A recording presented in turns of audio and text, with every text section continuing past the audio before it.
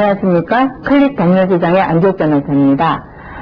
우리가 이제 부모가 돌아가시거나 혹은 형제나 자녀들이 사망했을 때 상속권이라고 하는 문제가 생깁니다. 물론 과거에는 재산 상속 외에 호적 상속, 호주도 상속하는 그런 제도가 있었습니다만 1990년 개정민법이 시행되고 나서는 이제 그 호주는 상속이 아니라 이제 승계제도로 변경됐기 때문에 당연 상속은 없어졌습니다. 그래서 현행법에서 상속이라고 하는 주로 재산 상속을 의미하죠. 그런데 이제 재산 상속의 그 범위라든가 우리가 상속하게 되면 통상 어떤 남아있는 그 실제 재산, 적극 재산만을 상속받는 거라는 그런 생각을 많이 하게 되는데 사실은 채무도 상속이 됩니다. 그래서 부모가 어떤 채무를 남긴지 모르고 있다가 느닷없이 어떤 채무에 대한 도둑장을 받는다거나 해서 당황하는 경우가 왕왕 있습니다. 그래서 오늘은 이 재산 상속에 대해서 한번 상세히 알아보도록 하겠습니다. 법적으로 호적에 등재되어 있는 사람이 가장 순위가 될 것 같고요. 그 다음에 뭐 아들이나 아니면 딸이라고 해도 부모를 모시고 있다면 그 딸에게 우선권이 있고 그런 어떤 친자의 관계가 아닐 때는 뭐 다른 사람이라고 할지라도 뭐 몇 년 정도 그 재산을 상속해줄 사람을 모시고 있었다면 받을 수 있다고 생각합니다. 또 재산 상속이라면은요, 일단은 부모와 가장 친하다고 할 수 있는 아들이나 딸이 받을 수 있다는 생각이 들고요. 만약 아들이나 딸이 없다면은 친인척이나 또는 그 주위에서 그 사람과 재산 형성에 있어 많은 도움을 준 사람들도 받을 수 있다고 생각이 들어요. 그리고 또 사회에 환원하는 것도 좋은 일이겠죠. 자식들한테 이제 공평 분배가 되고 요새 그 법이 바뀐 거로 봤고 뭐 부모를 모실 경우에는 50%인가 가산액을 준다는 걸로 알고 있고요. 그러면 자식이 없을 때는 형제한테도 좀 갈 수 있다고 생각하고요. 그 다음에 그 조카들과 동생의 뭐 자식이라든지 형의 자식, 조카들한테도 갈 수 있는 걸로 알고 있습니다.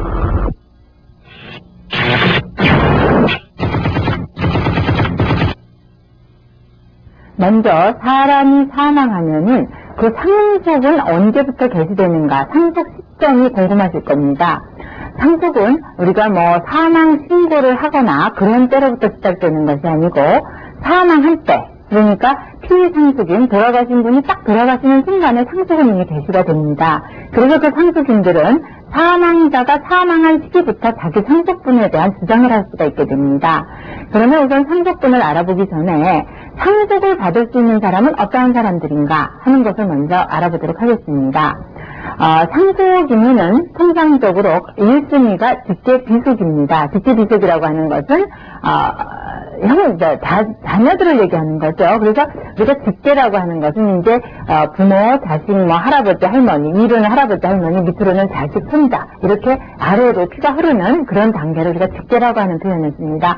통상 한 단계마다 1촌으로 되죠. 그러니까 부모와 자식 간의 관계는 1촌, 또 그 자식의 자식, 그러니까 부모와 그 손자의 관계, 할아버지와 손자의 관계 2촌 이렇게 형성이 되는 그런 관계를 직계비속이라고 합니다.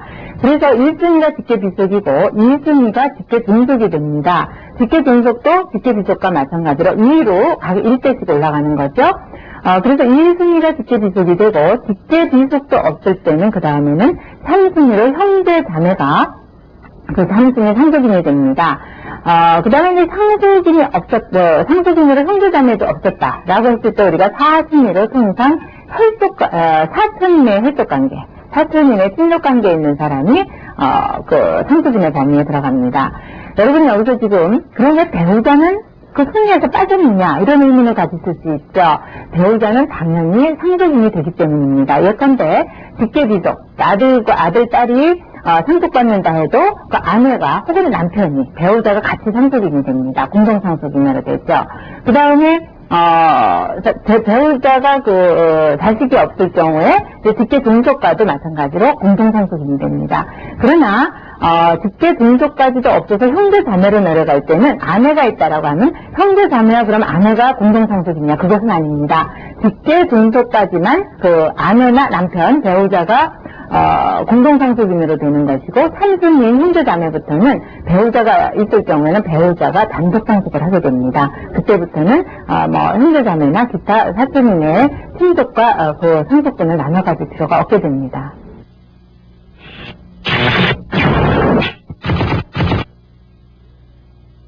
다음은 그 상속인의 범위 중에서 좀 특별한 사례를 한번 알아보도록 하겠습니다.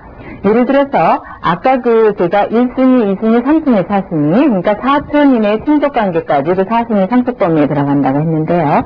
이 4순위까지도 그러면 없었다, 배우자도 없었다 했을 경우에 그 재산이 어떻게 되느냐? 궁금하시죠? 그럴 경우에는 사실상 동거한 사람이라든가 그 사망한 사람, 피상속인이 사망할 때까지 병간호를 같이 했다든가 같이 기거한 사람, 이런 사람에게도 우리가 그 상속분을 인정하고 있습니다. 물론 이런 경우에 그 사람조차도 없으면 최종적으로는 그 재산은 국가에 기속이 되게 됩니다. 그것으로 이제 상속재산의 그 귀속 범위는 정해지고요. 다음에 여러분, 만약에 결혼을 한 여자가 죽었다. 결혼을 한 여자가 죽었을 때에 직계 비속은 남편이 주거나 아내가 주거나 똑같겠지만 직계 등속은 시부모가 될 것 같습니까? 아니면 친정 부모가 될 것 같습니까? 제가 가끔 강의를 하면서 이런 질문을 드리면 많은 분들이 결혼을 했으니까 일단 남편 쪽으로 들어가서 봤다고 봐서 시부모가 직계 존속이 아니냐, 이렇게 설명하시는 분들이 많이 있습니다. 그러나 상속이라고 하는 것은 우리가 피를 따라 흐르는 것으로 보기 때문에 결혼한 여자가, 결혼한 딸이 사망을 했다 했을 경우에 그 직계 존속은 친정 부모가 되겠습니다. 물론 형제자매도 친정 형제자매가 되는 거죠. 실집에 신우라든가 이런 사람이 되는 것이 아니고요.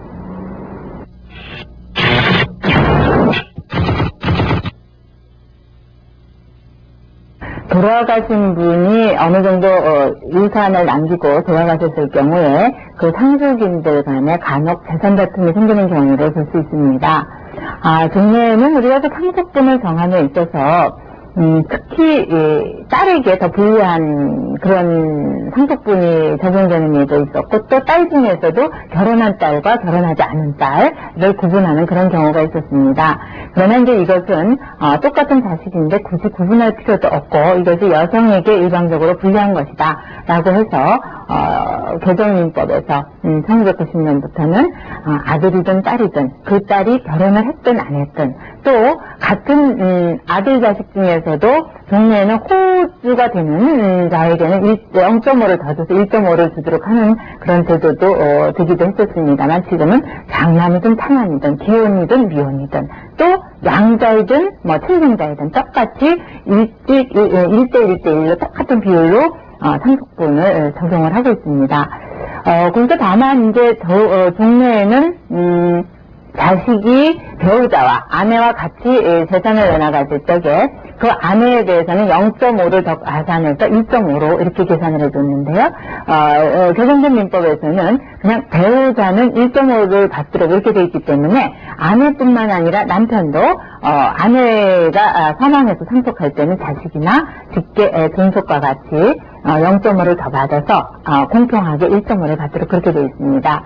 그 다음에 이제 우리가 특별 기여를 한 사람, 예를 들어서 부모를 모시고 살았다든가 그 재산의 형성에 그 상속 재산의 형성에 특별한 기여를 한 사람, 예를 들어 아들 중에 누구가 혹은 자식 중에 누구가 아버지와 같이 사업체를 경영하면서 그 재산 형성에 기여를 한 바가 크다라고 했을 때는 그 부분에 대해서 자기 기여도를 주장을 할 수가 있습니다.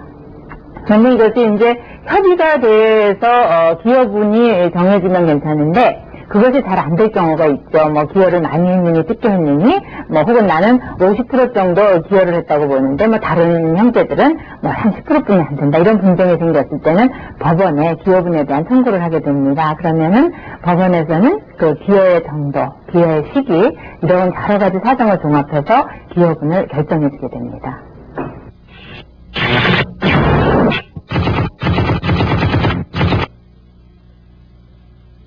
간혹 상속이 다 이루어지고 난 이후에 자기의 상속분이 침해됐다. 그러니까 내가 받을 상속분을 다 받지 못했다라고 했을 경우에 우리가 그 상속회복 청구라고 하는 걸 해서 그 자기의 상속분을 찾아오는 경우가 있습니다.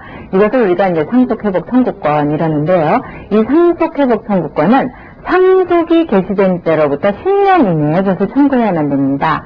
이러한 10년이라고 하는 그 시효를 둔 이유는 이미 10년이라고 하는 시간이 지날 동안 상속인들이 그것에 대해서 이의를 제기하지 않았다고 한다면 이미 사회적 관계는 이제 평정하게 이루어졌는데 새삼스럽게 10년이 지난 이후에 그 상속에 대해서 부과하지 말라는 그런 취지죠. 그래서 법적 그 안정을 기하기 위해서 어떤 구체적인 사정을 좀 희생시키더라도 이렇게 10년의 기간을 둔 것입니다. 그 다음에 이제 우리가 그 상속을 어떤 게 유언이나 이런 것을 유언으로 정했다거나 혹은 협의에 의해서 정한 경우에는 제가 아까 1대1, 아내에게 1.5를 준다. 이것은 법률상 그 상속제도고요. 그 외에 협의에 의해서 나머지 상속인들은 다 안 갖고 어떤 한 상속인에게만 다 주겠다. 이렇게 정할 수도 있는 거거든요. 그런데 그거와 달리 비상속인이 돌아가시면서 어느 일정한 상속인에게만 나는 예를 들어서 막내 자식이 제일 불쌍하고 그러니까 이 아이에게 모든 재산을 다 주겠다라고 했을 적에 나머지 그 형이나 형제들이나 이제 배우자가 좋다 아버지 뜻에 따르겠다 이렇게 해서 다 포기를 한다면 모르지만 그것이 아닐 경우에는 그럼 어떻게 되느냐 하는 것이 문제가 될 수가 있습니다. 그랬을 때 유언은 자유롭게 우리가 할 수 있기 때문에 유언을 통해서 어느 한 자식에게 그 재산을 다 준다고 할 수는 있지만 그 효력은 전부 다 미치는 것은 아닙니다. 그럴 경우에 우리는 다른 자식이나 다른 상속인이 그것을 포기하지 않으면은 그 상속인은 자기가 그 법률상 찾아올 수 있는 목적 2분의 1 그러니까 아까 제가 1대1대1이라 그랬죠? 그것에 0.5에 해당하는 부분은 그러니까 유류분자 해갖고 그 부분에 대한 반환 청구를 할 수가 있습니다. 이때 그 유류분에 대한 반환 청구의 시기도 마찬가지로 상속이 개시된 때로부터 10년 이내에 청구해야만 가능하게 되겠습니다.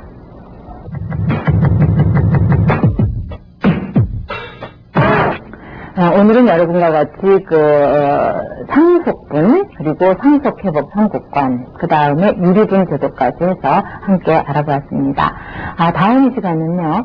요즘 우리가 전자상거래 소위 말하는 인터넷을 통한 쇼핑몰이라든가 이런 데 들어가서 어떤 물품을 구입했는데 그것이 제대로 배달이 되지 않았다라든가 업체가 유령업체라든가 이런 경우에 많은 피해를 겪고 있는 사례가 종종 보도가 되고 있습니다. 그래서 이러한 것을 우리가 당하지 않으려면 어떤 주의를 해야 되고 그것에 대해서 법률적인 문제는 어떻게 해결을 해야 되는지 알아보도록 하겠습니다.